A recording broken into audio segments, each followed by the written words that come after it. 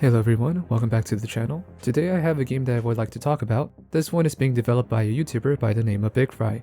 The game is called Transients, a single-player first-person shooter taking place in the distant future of 2056, where you play as a mercenary who has to clear his own name.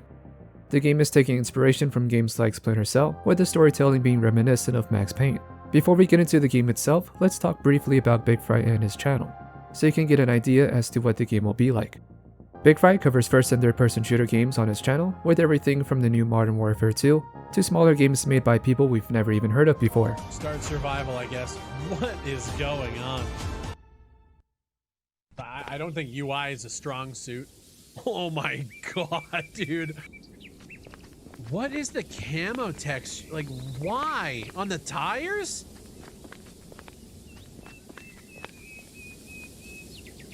Who is this?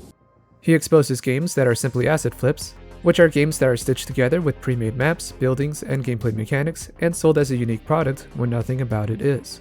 From the start, the bar for his new game, Transience, is set, as it would have to be built using assets that have been repurposed or tweaked to be unique to the game itself.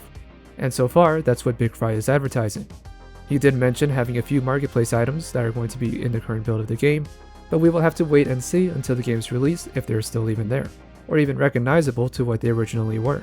The environment and objects are being built by his team, using a combination of the marketplace assets, as well as building a lot of them from scratch.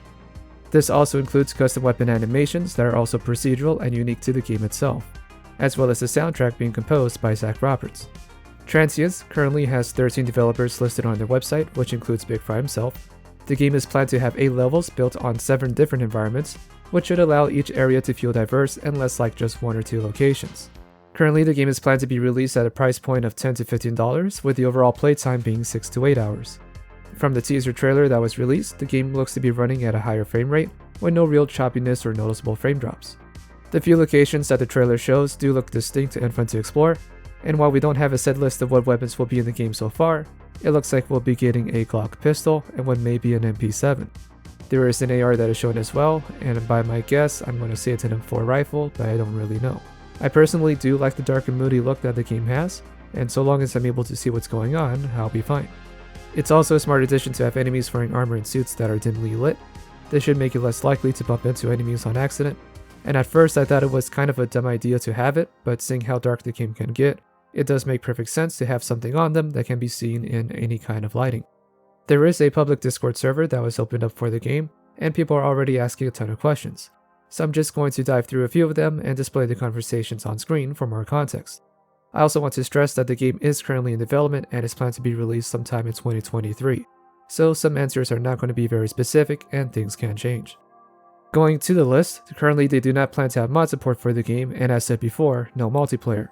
BigFry and his team are trying to tackle development one thing at a time, so for now they just want to provide a solid single-player experience. Secondly, the game will be level-based, not open-world, but will allow for exploration within each level, allowing you to tackle it in a few different ways. Gadgets are going to be in the game, but we don't know exactly what they are. The Steam page does mention a camera system, flash pulse to blind enemies, and night vision.